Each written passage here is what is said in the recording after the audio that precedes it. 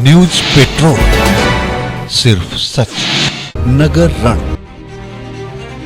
नमस्कार, नगर रण में आप सभी का स्वागत है। मैं हूं शिवमोहन शुक्ला। नगर रण में शुरुआत करेंगे कल के वर्चस्व की, यानी कल किसका वर्चस्व रहेगा, किसकी प्रतिष्ठा रहेगी और किसका वर्चस्व खत्म हो जाएगा। कल का रिजल्ट यानी नगर निकाय का रिजल्ट कल आने वाला है, उसके परिणाम आने वाले हैं, उसके चुनाव परिणाम आने वाले हैं और उसमें दिखाई देगा कि किन खेमों का वर्चस्व टिका रहा और किन खेमों का वर्चस्व गया, किन दलों का वर्चस्व रहा और कौन से दल बिल्कुल पटकनी के लेकर के रण से बाहर हो गए। नगर रण में सभी आपको बताएंगे।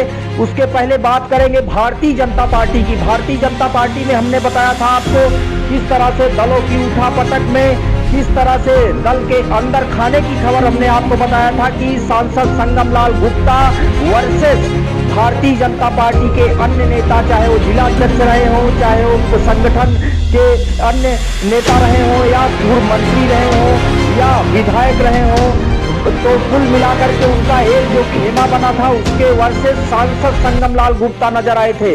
यानी सांसद संगम लाल गुप्ता की खूब चली थी टिकट बंटवारे में, जहां पट्टी, रानीगंज, अंतु, गढ़वारा और कोहड़ौर और कटरा, मेदिनीगंज सहित कई जगहों पर उनके हिसाब से टिकट दिए गए। लेकिन अब मामला फंसता दिख रहा है। यहाँ सांसद की प्रतिष्ठा फंसती दिख रही है।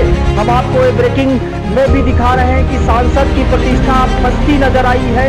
सांसद के वर्चस्व को लगातार चुनौती मिल रही थी। जहां टिकट बंटवारे में सांसद की खूब चली, वहीं बगावती भी खूब प्रभावी देखे गए। कोहड़ौर से लेकर के गढ़वारा में देख सकते हैं आप, कटरा, मेदिनीगंज में जहां सांसद का मोहल्ला है वहां भी देख सकते हैं आप। यही नहीं, पट्टी में, रानीगंज में, हर जगह आप भाजपा के बगावती जो सक्रिय रहे, अंदर खाने से सक्रिय रहे, भीतर घाटी सक्रिय रहे भारतीय जनता पार्टी के, वो सांसद के वर्चस्व को खत्म सा कर देना चाहते थे। ऐसी प्लानिंग करके उन्होंने चुनाव में बढ़ चढ़ भागीदारी की और वोटिंग भी कराई गई। सूत्रों की माने तो वोटिंग भी कराई गई, जहां भारतीय जनता पार्टी के नेताओं ने जमकर भीतरघात किया और ये सब किया गया सांसद संगम लाल गुप्ता की प्रतिष्ठा को खत्म करने के लिए। चूंकि टिकट बंटवारे में उनकी खूब चली थी, जहां पूर्व मंत्री मोती सिंह की नहीं चली, धीरज ओझा विधायक, पूर्व विधायक की नहीं चली, वहीं विधायक राजेंद्र मौर्य की नहीं चली, वहीं जिलाध्यक्ष हरिओम मिश्रा की नहीं चली। वहीं अब कुल मिलाकर के देखा जाए तो जो मतदान हुए, जो वोटिंग हुई, उसमें भीतरघाती खूब सक्रिय रहे। अब सांसद की प्रतिष्ठा बचेगी कि नहीं, ये कल रिजल्ट बताएंगे।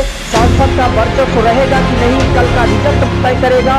लेकिन सबसे बड़ी बात यह है कि पूरे जिले में भारतीय जनता पार्टी के चुनाव की बात करें तो पूरे जिले में भारतीय जनता पार्टी का वर्चस्व फंसता सा दिख रहा है। और इन सब के बीच भारतीय जनता पार्टी के नेताओं का मानना है, राजनीतिक मठाधीशों का मानना है कि भारतीय जनता पार्टी का वर्चस्व नहीं बल्कि सांसद संगम लाल गुप्ता का वर्चस्व फंसा गया है। इसी तरह से समाजवादी पार्टी की बात करेंगे हम। समाजवादी पार्टी में जहां छविनाथ यादव जो जिला अध्यक्ष है और अब जेल में है, हमने आपको बताया था कि छविनाथ यादव का कैसे टिकट वितरण में खूब चला था और छविनाथ यादव ने किस तरह से ऐन वक्त पर कोहड़ौर से लेकर के हर जगह तक जो टिकट डिसाइड होने थे, अंतु से चाहे जहां हो, उन्होंने टिकट ऐन वक्त पर मना कर दिया और दूसरे को टिकट दे दिया। ये चर्चा रही और खेमेबाजी खूब हुई, वहां भी गुड़ागड़ी की गई और समाजवादी पार्टी में भीतरघाती सक्रिय रहे। समाजवादी पार्टी के प्रत्याशी जो पहले चुनाव मांग रहे थे, प्रत्याशी बनना चाहते थे, वो निर्दल तौर पर चुनाव मैदान में उतर गए। वहीं समाजवादी पार्टी में खूब भीतरघात चला। बसपा की बात करेंगे। बसपा इस चुनाव में हाशिए पर नजर आई। हालांकि वोटों के ध्रुवीकरण में उसको फायदा जरूर मिलता दिखा, लेकिन बहुजन समाज पार्टी की बात करें तो गढ़वारा को छोड़ करके और कटरा, मेदिनीगंज को छोड़ करके बस बहुजन समाज पार्टी कहीं लड़ती नहीं नजर आई इस पूरे चुनाव में। हम बात करेंगे, अब एक नजर डालेंगे कि किस तरह से कहां कौन टक्कर में है और किस तरह से कौन प्रत्याशी और किस दल का प्रत्याशी आगे रहेगा। नगर पालिका की बात करेंगे तो भारतीय जनता पार्टी और समाजवादी पार्टी की सीधी लड़ाई बताई जाती है, जहां भारतीय जनता पार्टी मुनाफे में बताई जा रही है। नगर पालिका अध्यक्ष पद पर बात करेंगे तो भारतीय जनता पार्टी के प्रत्याशी हरि प्रताप सिंह मुनाफे में बताए जाते हैं।